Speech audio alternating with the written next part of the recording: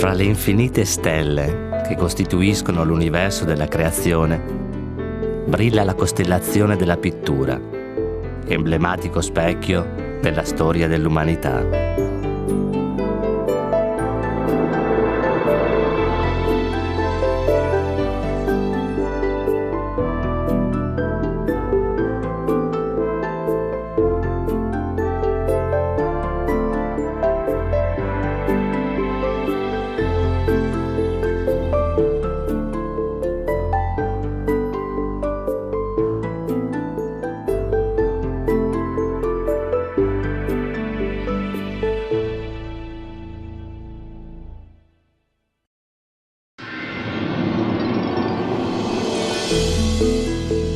Among the infinite number of stars that constitute the universe of creation is the human constellation of painting, the emblematic mirror of mankind in history.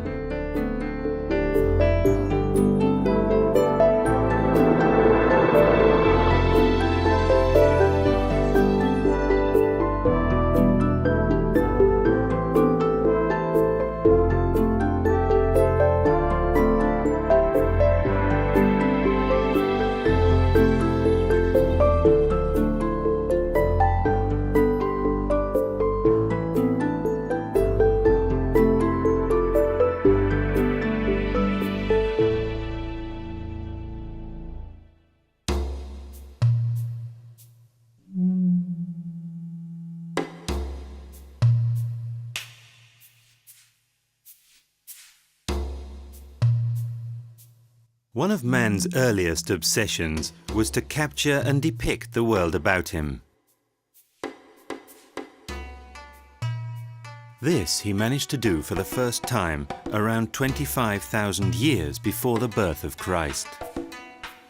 Since then, painting has invariably accompanied humanity, helping mankind to explain the world in which he lives. Later, captivated by the beauty of line and the harmony of color, man progressed in the art of painting to decorate rooms, temples, and tombs.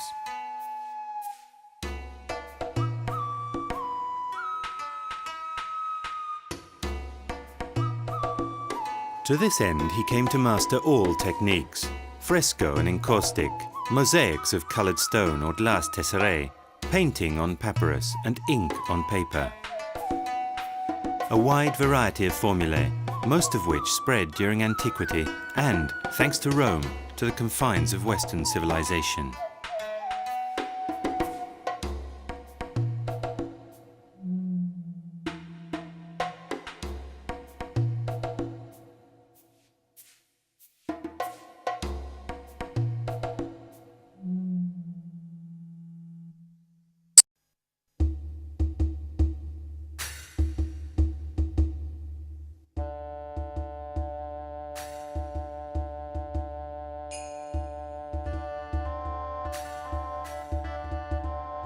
Book 35 of the Natural History of Pliny the Elder, who was one of the victims of the eruption of Vesuvius in the year 79, describes the colour virtues of Greek painting in the age of Alexander the Great. With only 4 colours, Milo earth for whites, Attic ochre for yellows, Synopsis from Pontus for reds, and black clay for blacks, Apelles, Equion, Melanthius, and Nicomachus executed immortal works. These painters were so celebrated that just one of their works could empty a city treasury.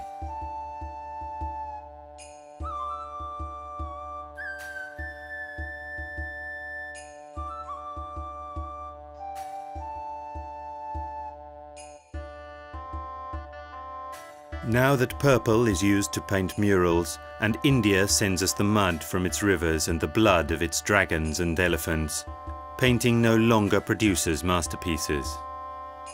This is because value is attached to matter, not to genius.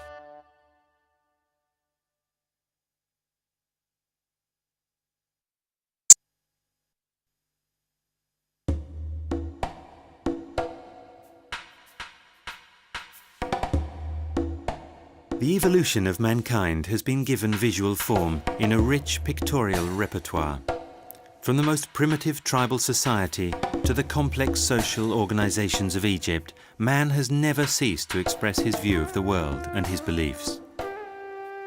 The natural environment, totemic rituals, the birth of religions, in a phrase, the collective soul, may be readily understood through the painted image. Reality and fantasy combined in a fascinating universe. Man coexisted first with animals with human heads, and later with gods with the heads of animals. He kept his appointment with death, and used innumerable forms of sorcery to mitigate the terror of his own mortality.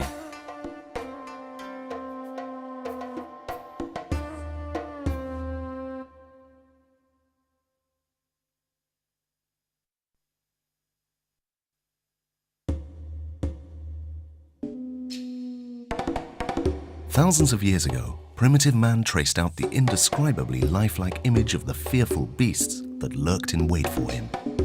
So dangerous, so difficult to hunt, and yet so essential to his survival.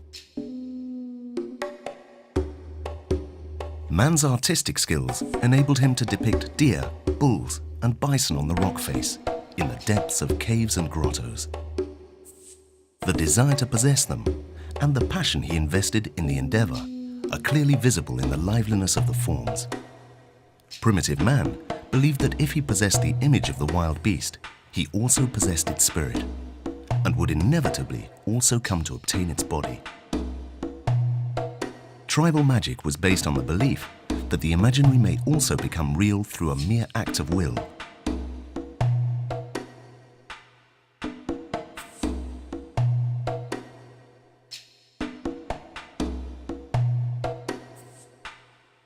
With the fat and blood of animals as binders, cavemen mixed colored earths and used them to cover those spaces on the rocks that suggested animals.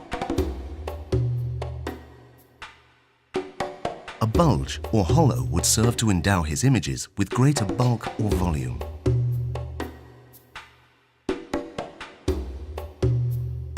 In the beginning, during the Paleolithic period, man was not depicted among the wild animals unless he was disguised as one, like the shamans.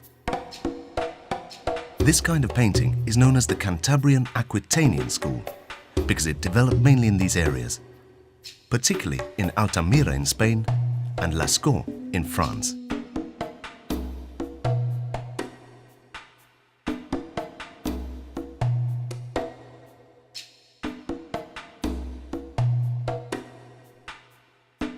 Later, figures began to form groups.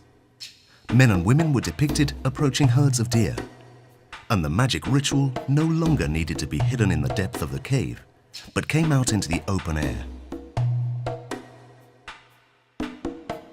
Although these paintings are not as naturalistic as their earlier counterparts, they are equally expressive.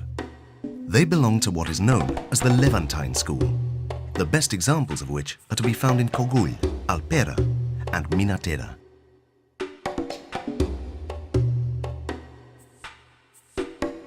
Finally, in the Neolithic age, the scenes became so schematic that they bordered on abstraction. All these works have been preserved thanks to the process of crystallization of the rock that serves as support, forming a protective cuirass, a kind of hard varnish that preserves the painting from the aggressions of the climate.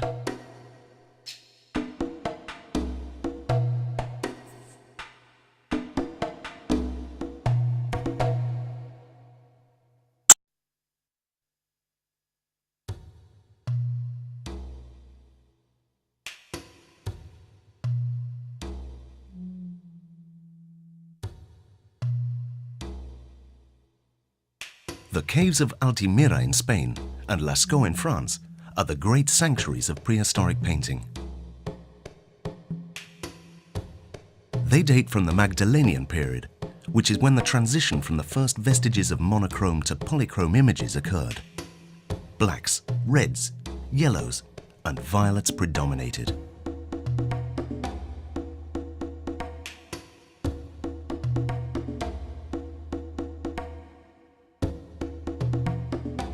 The animals depicted belong to a remote ice age about which practically nothing is known.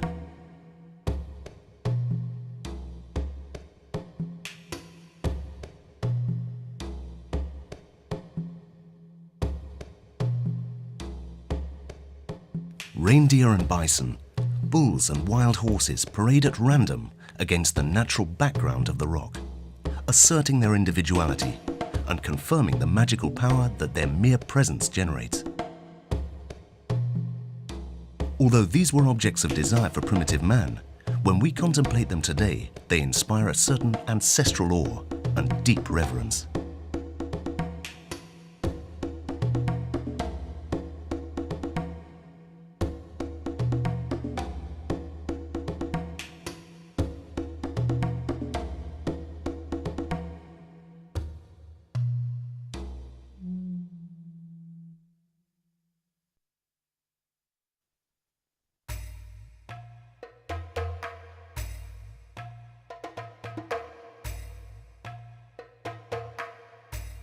Since the year 3300 BC, the expressive paintings of the Egyptians have been telling us of their everyday existence, of their gods, and of their aspirations to the afterlife. The stuccoed walls of palaces, temples, and tombs were covered with highly attractive scenes.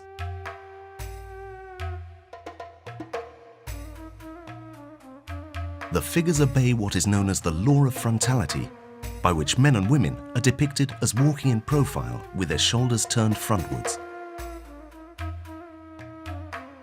Faces are also shown in profile, with the eye looking to the front.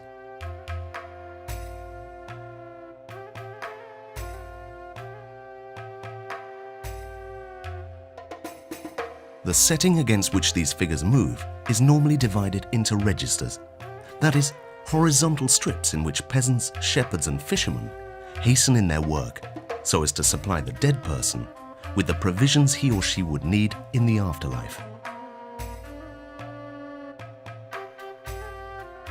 Meanwhile, the protagonist would solemnly appear before the gods in the hope that divine justice would be propitious. The table of offerings also invariably appears. Around the protagonist, hieroglyphics, delicate ideograms based on representative drawing, sing the virtues of the dead person, his magnanimity, his charity, his worth, in the hope of inspiring the equanimity of the gods with their verses.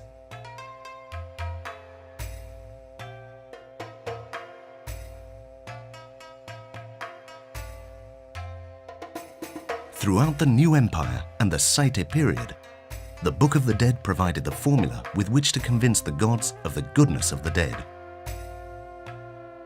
These were prayers transcribed into fine pictograms on papyrus, depicting scenes from the afterlife. Here we read the great words to be spoken before the god. I have committed no crimes against man. I have not been cruel to animals.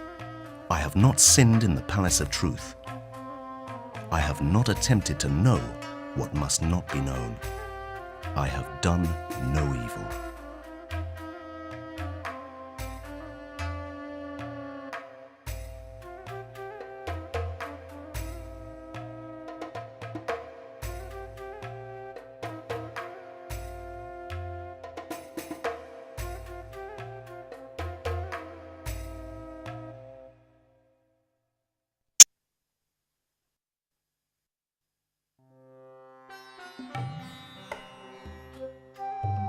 The painting of India, China, and Japan shares the common denominator of an exceptional suggestive power, the reflection of an ineffable feeling of transcendence from the real to the spiritual.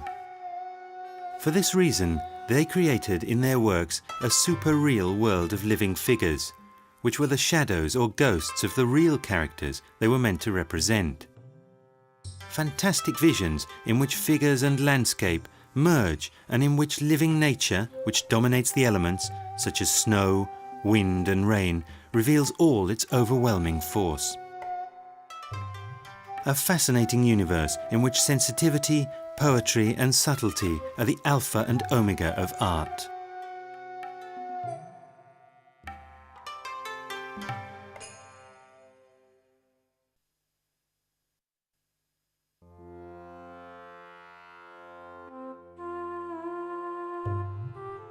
In India, the best preserved works of painting are those belonging to the Ajanta series in the state of Maharashtra.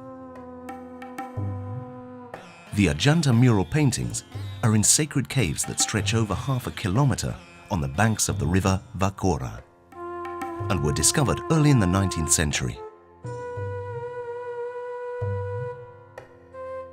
The decoration found in the interior has been meticulously studied, since it's the only known example of monumental painting and consequently the only sample that makes it possible to analyze the formula of Indian pictorial representation, except in miniatures. Ajanta narrates the history of Buddhism in about 30 sacred caves or viharas.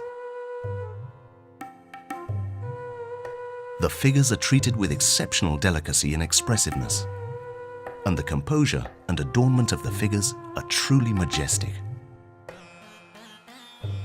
Outstanding among the caves are numbers 1, 2, 16 and 17, which are where the best pictures from the time of the Vakarta are to be found.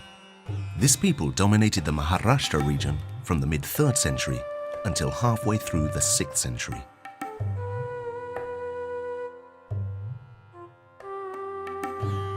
The scenes narrate passages from the Jataka, or successive reincarnations of Buddha, especially the most important, when Buddha was a prince who gave up everything to seek the truth of human existence.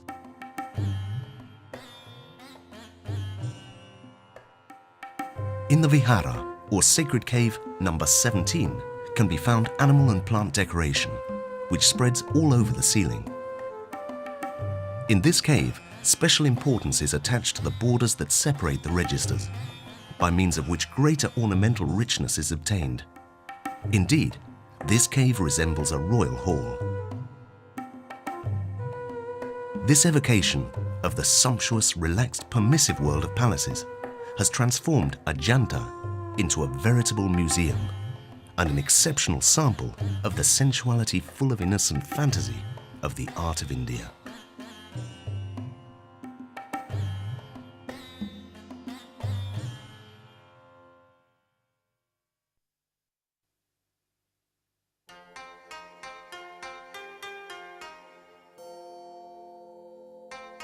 Buddhism is the religion that most influenced Oriental art, to the extent that not only paintings depicting priests and philosophers have a religious content, but also the representation of nature, whose primordial force is the key to Buddhist thinking.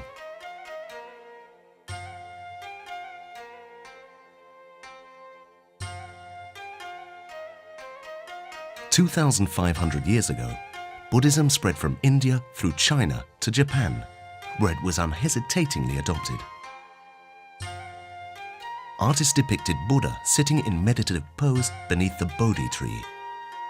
Having abandoned his family and his privileged social position, and promising not to move from there until he had found a satisfactory explanation for the meaning of life. It was then that he found the path to truth, the Dhammapada.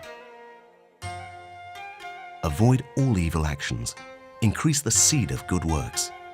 Constantly purify your mind. This is the way. A difficult path to follow, for life for Buddhists is an all-consuming flame kindled by greed, hatred, and obstinacy.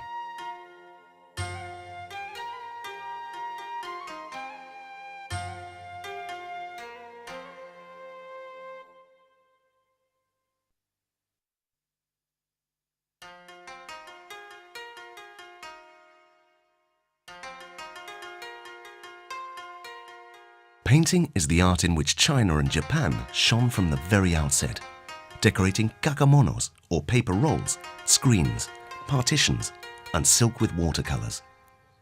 Figures are depicted with their profiles blurred, although precise lines are used to depict their expressions. Equally abundant are landscapes with their strong religious symbolic charge, characteristic of the East. Bamboo, mountains, pines and waterfowl had a twofold meaning for the Chinese artist, who above all sought the qi, or the vital breath of nature.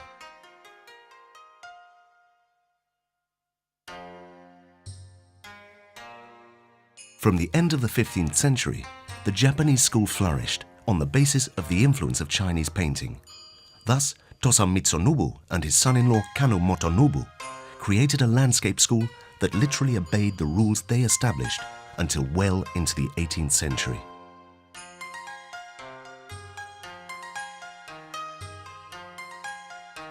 Japanese painting, like its Chinese counterpart, seeks not merely the external appearance of things, but their essence.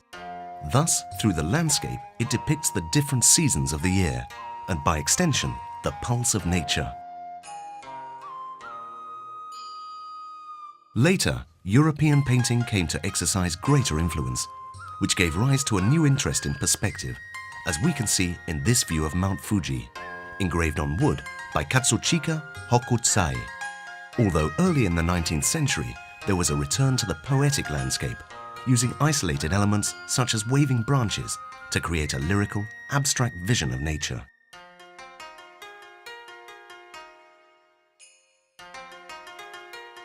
Figure painting in Japan reached its zenith late in the 17th century. Kaigetsudo Ando reacted against the official art of his time, freely and almost brazenly painting beautiful, elegantly dressed women, and using the courtesans from the reserved district of Yoshiwara as his models. He created what became known as the beautiful woman genre. His subject portrayed as seductive coquettes, which would achieve great popularity through wood engravings. In the mid-18th century, Suzuki Aronobu produced over 600 engraving plates, using over 7 colors and taking as his models those beautiful coquettes, whom he transformed into ethereal spiritual beings who seemed to float in their domestic rooms. Another highly successful genre was the one depicting scenes from kabuki theater, delightful compositions based on complex performances, combining dance, song, and mime.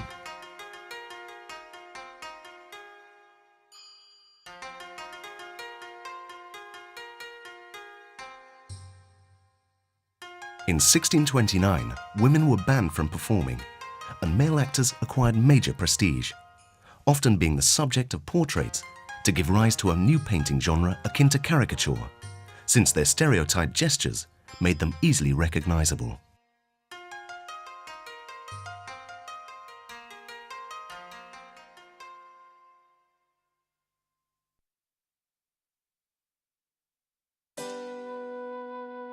Christianity emerged during the reign of Augustus, with the birth of Jesus Christ, and soon gave rise to its own art. Those first manifestations of religious art were concealed in the twilight of the catacombs, coming to light after the Edict of Milan was issued in 313. Paleo-Christian art was invariably influenced by the art of Rome, and when, during the late Empire, figures came to be depicted geometrically, what faces lost in realism, they gained in expressiveness. This style would also be inherited by the Byzantines. Thus, the portraits of El Fayûm, fruit of the progressive orientalization of Roman art, heralded what would be the aesthetics of Byzantine mosaic and painting, the direct legacy of Rome after the fall of the empire.